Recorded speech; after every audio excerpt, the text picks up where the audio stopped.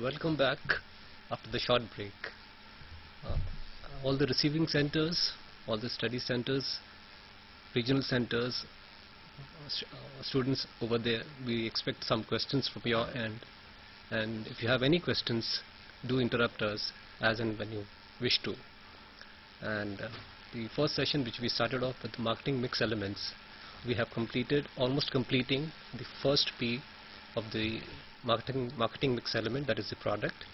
And this would continue again in this session, and we would be completing all the 4 Ps hopefully in this session. And Dr. Preeti Rajpal Singh, please continue with your PLC, and we look forward for some questions from the regional centers also. Thank you. Okay, we were talking about the product life cycle, and now we go on to the strategies that would be applicable and most relevant for the manufacturer marketer in these 4 stages. I had given you the example of introduction and how over 80% of products, as per experience shows, fail during the introductory phase itself. Now if you have a look at these slides, we have product life cycle of a style, a fashion and a fad. You will appreciate that for a fad, sales go up very fast but come down very fast. A fad is characterized by an absence of a long stable plateau or maturity phase. You will notice that it is more like a peak, an inverted V. It goes up and it comes down. That's what fad is. This is what we have in terms of maybe the flares that people used to wear, or those large watches that you see being sported by the teenagers. Now they've come and they're on their way out already. So before you know it, they reached a popularity peak, very high, very popular, and suddenly they vanish from the market. That's a fad. A fashion is different, because if you notice from its PLC that it goes up faster than a regular product, but it has a shorter maturity than a regular product, and then it comes down. So that is the essential difference between a fashion and a fad. A fashion has a longer market stay, a fad has a very short market stay. So now we go on to, after introduction, the marketing strategies that should be followed in the growth phase. Improve product quality and add new product features, improve styling. See, you have to accept the fact that you are not going to be a monopolist or a lone operator in the market. When you came into the market, even if you came in with a new product, a novelty value, others are going to copy very fast. At times it is a matter of days and weeks before competition enters the market. So if you have to stay in the market and if you have to continue to grow, you must add new features and you must improve the styling, because the others that are going to enter the market are not going to offer identical of what you are offering. They will offer something better, an additional feature, a better look, a better color. In terms of, take something like a food processor. The first mixie that came into our market, it was a revolution in the Indian market, okay?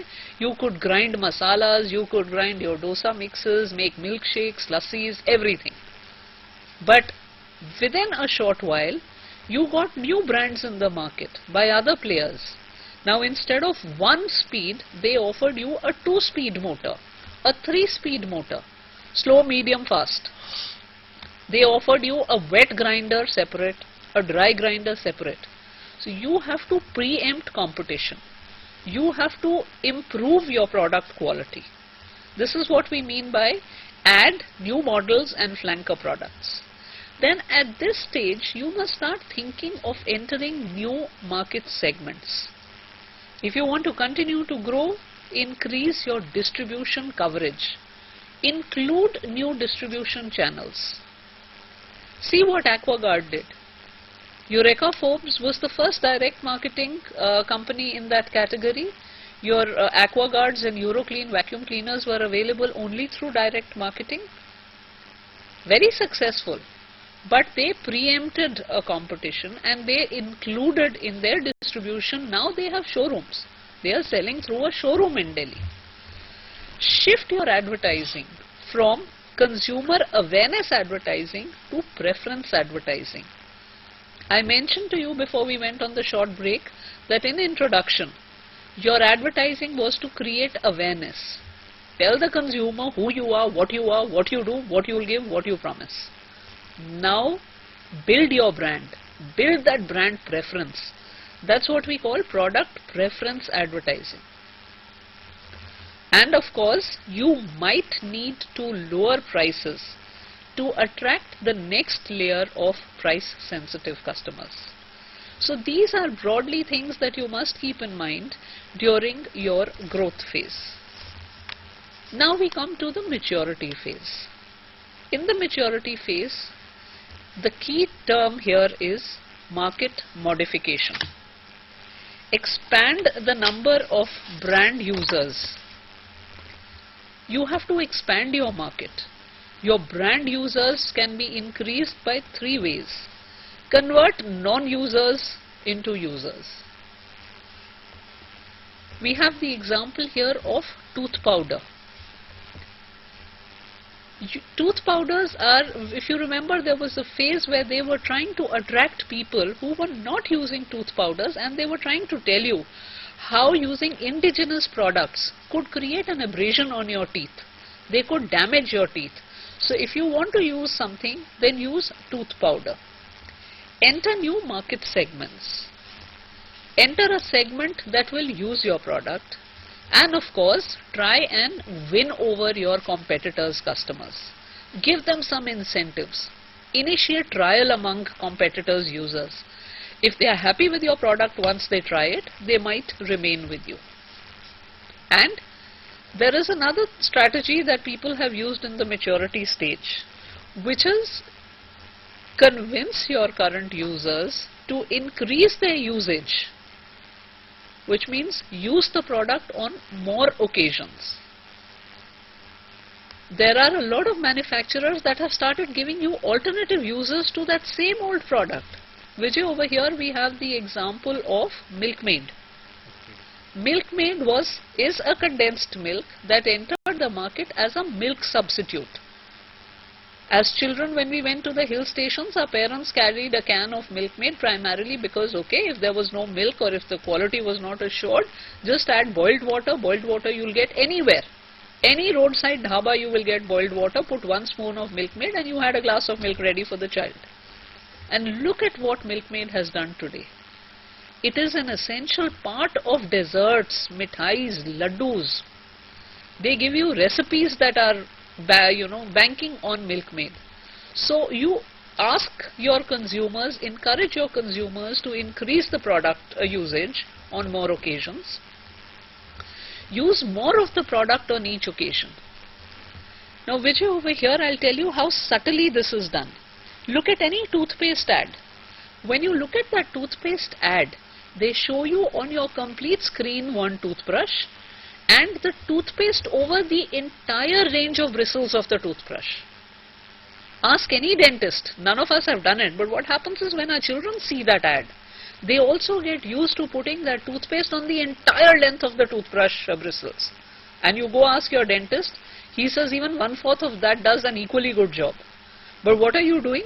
You are actually signaling your consumers to use more of the product on each occasion.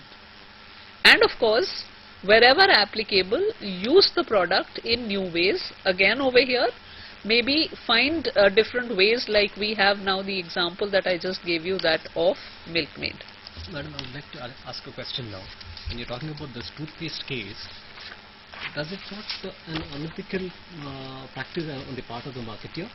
No. See, we don't call it unethical here primarily because they're not asking you to use it. It is an imagery. Okay. They are exaggerating But what that they are showing. implies, even if it is a visual, it implies No, that. but you know, if you ask them, what they say is that if we don't cover the entire brush, how does our audience see that toothpaste? You know, sometimes they're talking of the color of the toothpaste, sometimes they're talking of the whiteness of the toothpaste, whatever. So so in advertising, everything is exaggerated. Exactly. Everything is dramatized. Right. So nothing, they haven't told you for once that do this. It's just that you've seen it 5 times a day in prime time, you know, within 10 minutes you see 5 ads of toothpaste showing you that.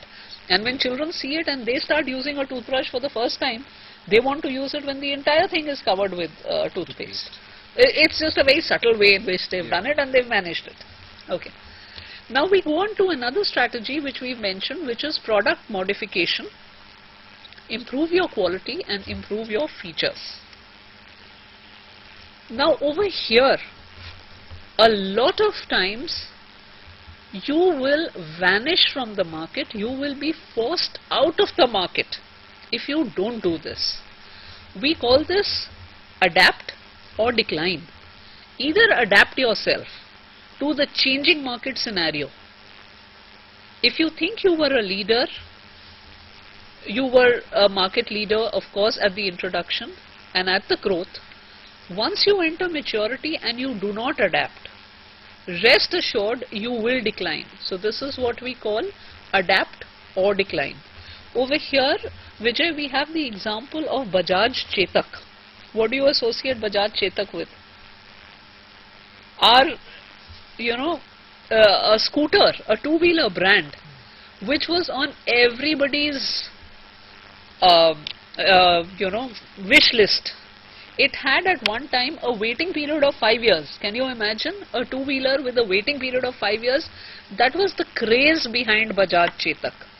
But we have information that Bajaj Chetak officially closed down production in December 2005. Bajaj Chetak was named, some of you will appreciate that it was named after this dependable stallion of Maharana Pratap, Chetak. For 40 years, it did nothing to modify itself. It was growing and it took it for granted. I'm growing, I'm going to keep growing. And that was where the fault lay. It did not adapt. Vijay, its tagline, you can't beat a Bajaj. It got beaten in the market because it did not adapt in the marketplace. If you don't change, you're going to have a problem. We have another example over here. Besides change, I think there was no competition at that time when Bajaj were... No, but they needed to change when they entered maturity because competition had come Exactly. in. So as long as there's no competition, then, you will not need to change because you will keep growing. Yeah. We are emphasizing over here that when you enter maturity and when there's pressure from competition, you must adapt. Just ask your parents and grandparents. The moment there is an ankle twist or what we, a sprain or something, they still swear by Iodex. But ask the children of today, ask the teenager of today. Half of them don't know what Iodex is. They say move. So that is the difference. 2 decades ago, only one name in the market, Iodex. They had 50% of the market share. But as the market developed, the consumers were looking for a change. Iodex did not appreciate that. And this was the time when Move actually moved into the market, as we say. And no looking back, it filled up that gap in the market. And that is where Iodex took a beating. The blackish green or greenish black Iodex and the white Move. The jar and the squeezy tube, plastic tube. Differences that beat Iodex in the market. An existence that they had never thought anybody would ever be able to bring down. Now take the example here of Margo. Margo is one of the oldest soaps in India and a property of neem. Neem is the antiseptic that the world swears by today. And we gave a neem soap to the market, which was Margo soap. But what happened? Competition entered the market and the consumer started seeing soap that was better colored, not that dull green color.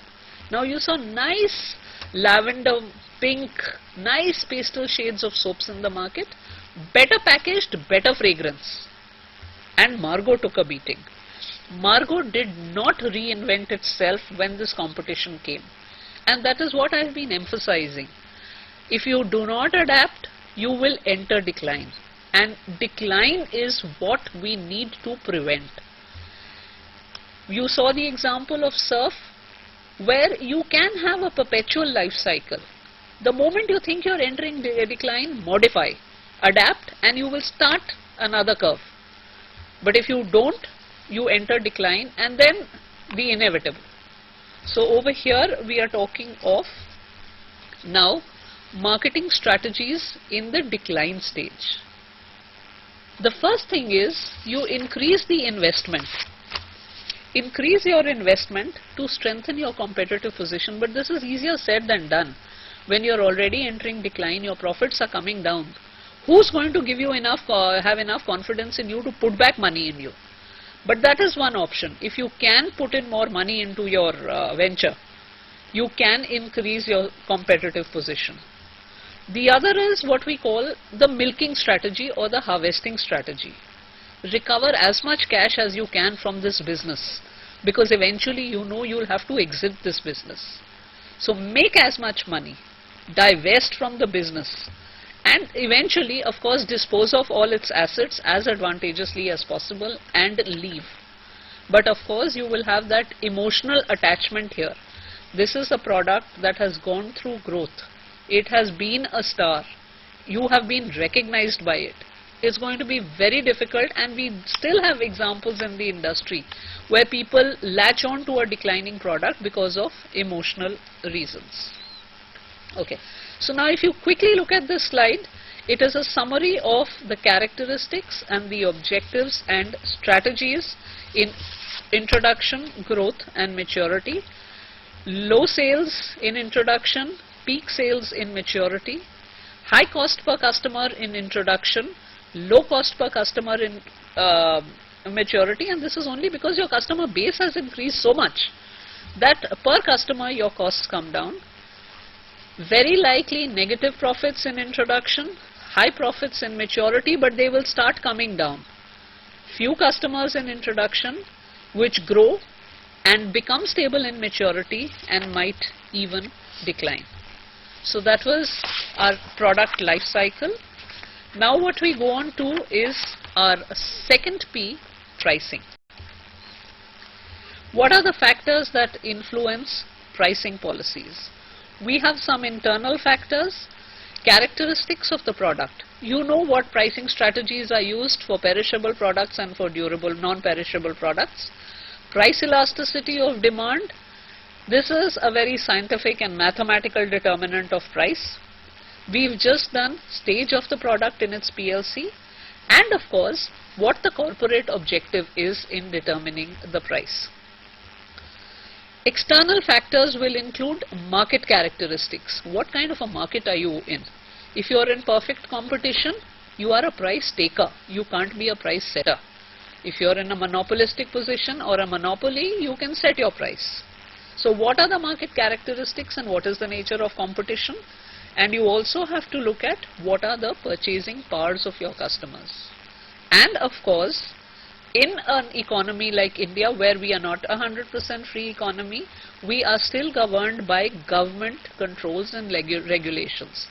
The government at times decides on a ceiling of a price in certain commodities in the interest of the economy or the nation.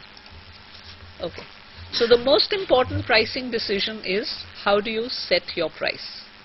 You set the pricing objective, you determine the demand, you estimate the costs, you analyze competition, you select a method and select the final price. Setting the price here is most important. You have done methods like markup pricing. Now what is markup pricing? Where you decide on a fixed cost per unit, a fixed markup per unit, and you decide on your cost over and your price over and above the costs. The next popular method that we have is the target return pricing, which uses a concept of ROI, or return on investment. We've all heard of the break-even concept. Break-even concept is what we call just profits on normal profits. This is a price that works on that concept. You set your profits, your price, so that you have just on normal profits, not abnormal profits. And of course, today there is a lot of talk of perceived value pricing. Perceived value pricing is a pricing that is not based on your costs. It is based on the value of the product as is perceived by the customer. Perceived value. And this also here, let me add another concept, which is that of value pricing. You know, with the concept of Walmart, etc., we have this concept of everyday low prices. You've all heard of EDLP. Now that's value pricing. So these are some of the popular methods of setting a price. Within one product, you can have varying prices. You can have a product variant which is a low price product variant, and you can have a variant which is a high price product variant. And the same company can offer you two different variants in the same product category. So you can have a wheel detergent and you can have Surf Excel by the same company. So this brings us back to the earlier slide, which was that you can have different factors that will dictate what price you offer to the customers for that product. Now we come to our third P, which is place. Place basically has two aspects to it. The first aspect is marketing channels, and the second aspect is the logistics part. Logistics part will include your inventory, warehousing, transportation, etc. But right now, we are going to lay more emphasis on the channel aspect. What are marketing channels? Marketing channels are a set of interdependent organizations involved in the process of making the product or service available for use or consumption. In this way, we have channels described by levels. We have a 0, 1, 2 or 3 level channel. A 0 level channel is where the product goes from the producer to the customer directly. There is no intermediary, so we call it 0 level. No level of intermediary. 1 level of intermediary, where you have the producer at one end and you have the consumer at one end and one intermediary in between. This is 1 level. Popular examples are where producers give authorized dealerships. So you have the producer, you have an authorized dealer, and you have customers that pick up these products. Not very popular for consumable products, which is either 2 level or 3 level. In 2 level, you will have 2 intermediaries, a popular example here being producer, wholesaler, retailer and consumer. And sometimes you have even a higher level, 3 level, where you will have a producer, a regional distributor, wholesaler, retailer and consumer. The last 2 levels are the ones that we are looking at as consumers of FMCGs, or all our requirements of our groceries, toiletries, etc. are taken from a 2 or a 3 level channel. Madam, can the 0 level be the internet buying? 0 level, one example is internet buying, the other example is direct marketing. Okay. I mean, even your other examples like catalog. Catalog. Okay. Mail marketing, where Burlingtons etc. send you catalogs. There is no middleman involved. Right. So where a catalog marketing company sends you all your network marketing, Tupperware, all this. Now that we do not really call direct marketing because there are distributors. Okay. But what happens is that those distributors are not, technically speaking, intermediaries, because they pick up from the company. Okay. Okay, now we go on to some of the functions of intermediaries. See, our market will not accept any institution if that institution does not play a positive role. Because every institution, every additional thing in the market adds to the cost, and a part of the cost I pay for as a consumer.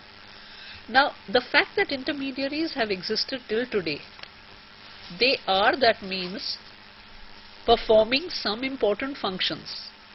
And what are some of the important functions? The first one is selling and promoting. At times, the selling and promoting function is carried on better by the intermediaries than by the manufacturers, even though we are used to a lot of manufacturing advertising in our economy. But you will notice that the promoting part, if I go to, I need a bulb, or I need a tube, a fluorescent tube for my house, and I go to an electrician, an electric dealer shop, I ask him for a tube, and maybe at the back of my mind I have the name Philips, and I say, "Ek Philips tube dena," or give me a tube of Philips. Very often I say, he gives me another brand. Maybe he takes out a Surya. And when I ask him, why not Philips, he says, this is a faster selling product. I sell more of these. This is better. Now what happens? I am not a specialist. I understand nothing of tube lights. And since it is not a very high involved decision, I go by his advice. He is pushing that product. He is promoting that product.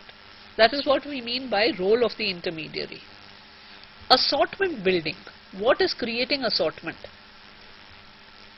Sometimes I don't need one product or brand when I go shopping. I need multiple. I would like to interrupt here. When you're talking about the Surya tube light, I think he gets more margin. That is between the lines. Between the lines, okay. Okay. Why he promotes Surya and not Philips, we all understand. Okay. Now, assortment building is that at a retail outlet, I get nearly everything of my month's groceries under one roof. I get the assortment. Imagine if the retailer wasn't there, and if the wholesaler wasn't there, or if the wholesalers were specialists, then what would I do? Go to one for buying my toiletries, go to another for buying some my kitchen products, go to another. So a retailer helps in, and intermediaries help in assortment building or creating. Bulk breaking. What is bulk breaking? An intermediary procures goods from a level above him. The wholesaler buys bulk in terms of maybe even truckloads from the manufacturer, but gives to the retailer something lesser. He breaks the bulk. Now look at a retailer. A retailer buys something like 6 cartons of soap from the wholesaler, but when I go and buy, he breaks the bulk for me. He'll give me 2 cakes of soap. He gives me 1 bottle of shampoo. But when he's purchasing, he's probably buying 1 tertiary pack which consists of at least 6 dozen of those shampoo bottles. So that is bulk breaking. And of course, like I mentioned, warehousing, transportation and inventory. These are functions that are taken over by the inventories depending on the contract and the rules of that channel. They also bear risk, they also take ownership, and one of the very important functions that intermediaries provide today are in terms of market information. The economy has grown so big, the market of a manufacturer has grown so big, that he cannot possibly be in touch with the changing tastes and preferences and needs and requirements of his customers. He has to depend on the intermediaries to provide him this. And the intermediaries, the retailer today has a pulse of the customer. The retailer understands the changing needs and requirements and tastes and preferences of the customer. He passes it backwards. This is the backward information flow on which the manufacturer is really dependent. So these are some of the important functions of intermediaries. Madam, when you're talking about market information, does that include even your competitive information? Yes, yes. It's basically that, or is it about your particular product and your customers? No, everything. It's the market pulse. Market pulse. Basically what happens is, okay, you also know that your competitor has introduced another brand. But the pickup of that brand, True. the first person to feel that is the retailer. He passes it. So it's your performance vis-a-vis your competitor's performance, right? So he picks up this and passes it to the wholesaler, goes backwards to the distributor, and then the manufacturer. Now let's look at two major institutions in distribution channels, which is the retailers and the wholesalers. Some of the more popular ones are specialty stores. Specialty stores deal with specialty goods, which we mentioned before the break. They have a narrow product line, but they have the depth is more, a deep assortment. A clothing store will be a single line store. You can have a limited line store, you can have a custom line store. These are specialty stores. The example, now we have body shop outlets opening up in our country, in the metros at least. That is a specialty store. The De Beers outlet, specialty store. Tanishq outlet. The Raymond's? No. Yes, to some extent, yes. But today, you know, from specialty, like I've shown you in the slide, we have moved towards super specialty. Okay. Then we have department stores. Very popular example today, Shoppers Stop. They have more than one line, usually several lines, which will be clothing, home furnishings, household goods, and today even footwear, luggage, at times books and cosmetics. Each line is operated as a separate department. Now this is a department store. Then we have a supermarket, made very popular in our context by the Big Bazaar, Vishal Mart, etc. They are large. Their characteristic is low cost. They operate on low margins and high volumes. And of course, they give you limited service. It is more in the context of self-service operations. And they serve a large base of needs. They will have food, they will have household products, clothing, stationery, etc. So that is a typical supermarket gaining popularity in India more recently. And then we have our traditional convenience stores. One version of that being our Kiryana stores. A newer version of that being the in-out stores that you see at the Bharat Petroleum pumps these days. Small stores, conveniently located, they offer you convenience of shopping. So they may be near a residential area, and in the latter case they are at a petrol pump where you happen to spend at least 5 minutes to get your refueling done. Usually open for long hours, again convenience. Usually 7 days a week, again convenience. The only thing is they offer you a limited range of products. So that is some of the retail outlets. Just one point I'd like to mention over here is that in our economy, in the Indian context today, non-store retailing is also gaining importance. Non-store retailing means these are not bound by a physical store. So we have common examples here of vending machines, and like Vijay mentioned just a minute ago, you have your e-shopping, you have your Bazi.coms, etc. So these are, and of course Amway, Tupperware, etc., network marketing, these are non-store retailing. Then we go on to wholesaling. Wholesaling institutions basically are of two broad varieties. We have a limited function wholesalers and full function wholesalers, depending on the kind of function they provide.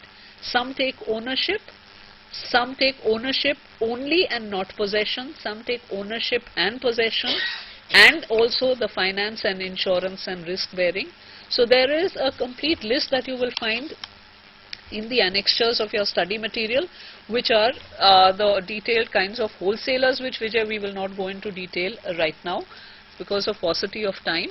We go on now to our last P, which is promotion. And under this, the marketing, communication or the promotion mix consists basically traditionally of four: advertising, sales promotion, publicity, personal selling, and increasingly today we have included, just because right now Vijay mentioned, direct marketing and interactive marketing. Okay, let's look at these 4 or 5 components one by one very quickly. We have advertising. Characteristics of advertising: it is a mass media. It's meant for everybody. But It is impersonal. You can't adapt it to different customers and targets. One advertisement is meant for the entire market that sees it. It is pervasive.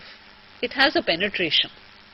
And we mentioned this in our discussion a little while ago. There is an amplified expressiveness. It is dramatized. It is exaggerated. So these are the characteristics of advertising. And also cost effective. Yeah, we were just coming to that. Of course, because the target is large, per unit the cost is low. So in terms of that, it is cost effective. Let's look at the second component, sales promotion.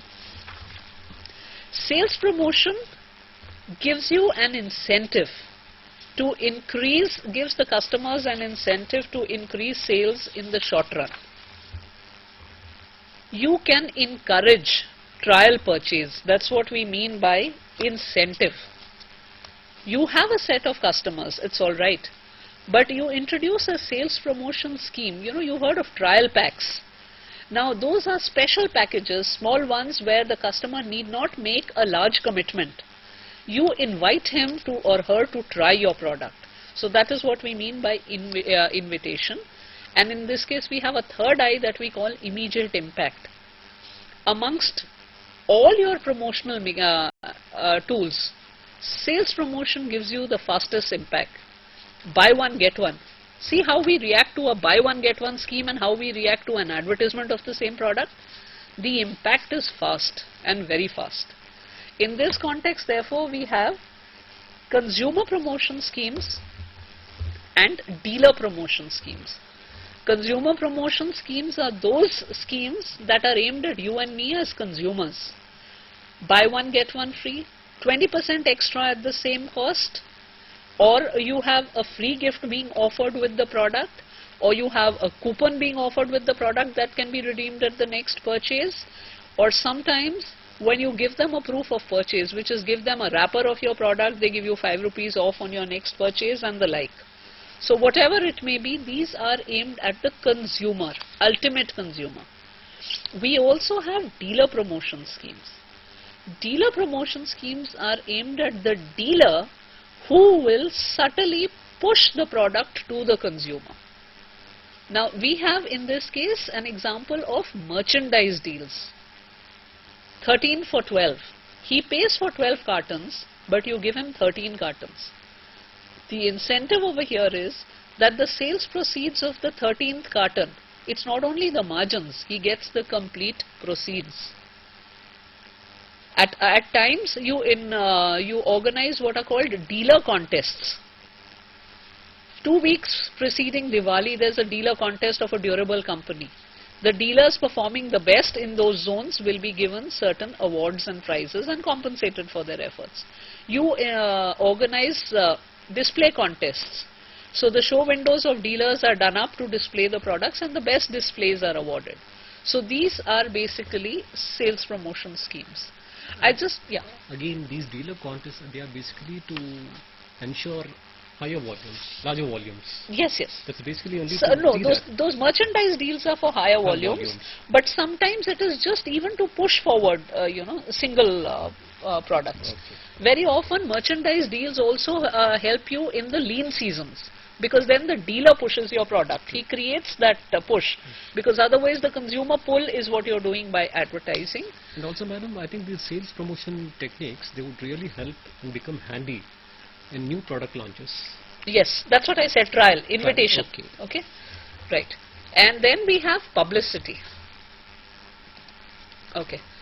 Publicity has a high degree of credibility. Compare this to advertising. I can buy one full page in Times of India and say I'm the best. But in Times of India, one small paragraph saying I'm the best has more credibility, because this is a neutral reflection. So publicity has a high degree of credibility and there is a lot of value attached to publicity. But please remember, publicity can be positive or negative. None of us have forgotten the pesticides of the colas. That was negative publicity. And to counter negative publicity, and for reasons even otherwise, today there is a very strong tendency amongst corporates to have a strong PR or public relations department. We saw the statements issued, etc. So publicity and PR today are going hand in hand. And then we have personal selling. Personal selling's most important characteristic is the personal interaction between the buyer and the seller. The response is immediate. I say something, as a seller, my buyer reacts. I come to know his state of mind, his openness to buying, and therefore I can adapt my presentation to him. This kind of flexibility is not offered by any of the other techniques that we've discussed till now. They are all rigid. Advertising, sales promotion is the same for everybody irrespective of their state of mind. Personal selling can be adapted depending on my customers, and can be different emphasis on selling points from one customer to the other. Oh, madam, I have a question now. Can you consider public relations as an element of promotion mix? No. No. Not exactly. Public relations has become a part of promotion Actually, today, because public relations is not only reactive. See, earlier what happened was, my chocolates had worms in it. I, undertook an exercise. Okay. And issued statements and held press conferences and all. True. So public relations at one time was reactive. Today public relations is proactive. Active. So it's not that I will just remove the negative damage done to my image. Public relations today creates that positive image. It enhances. Enhances. Okay. So, like you said, one aspect is something wrong has been done. If something negative has been done, go back many years. The Kanishka crash. And you had Air India issuing statements and this and that. Now that was one view of public relations. Pesticides, worms, you see a reaction. That reaction is what we call a reactive part of public relations. But what's happening today is, public relations is not merely reactive, it is proactive. That is, proactive and reactive are same sides of the coin. Yeah, reactive is one. Okay. But why let anything wrong happen before you say, we are doing this. A lot of companies today are telling you of all the good they are doing for the economy, resource conservation, environmental conservation, recycling, this, that and all, and that is basically they are trying to tell you we are good, this is what we... public relations has become important ever since there's been a lot of talk of corporate responsibility, because of that. Okay. So finally what we come to now is the last winding up. Kotler said, integrated marketing communications is a way of looking at the whole marketing process from the viewpoint of the customer. All the 5 elements that we've discussed of promotion should not be taken as independent entities. Today there is a talk of IMC or integrated marketing communication, and to end, Kotler said, the best way to hold your customers is to constantly figure out how to keep giving them more for less. You do this and you stay in the market. You don't, the customer will not remember you, and that's the end of the story. Thank you. Thank you, Dr. Preeti Rajpal Singh.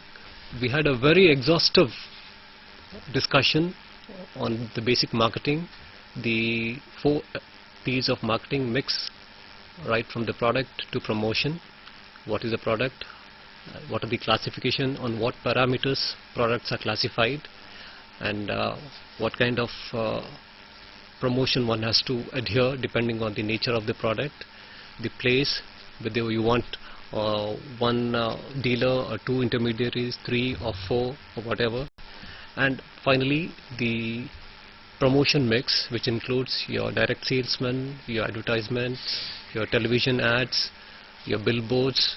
So all you smart managers over there, the marketing managers, you need to adapt the most appropriate mix of all these elements to see that your product is success in the marketplace. And with these few words, I would wind up the second session We'll go for a break and come back at 1 o'clock for the third session, which would be on Indian consumer, again by Dr. Preeti Rajpal. Thank you. Thank you.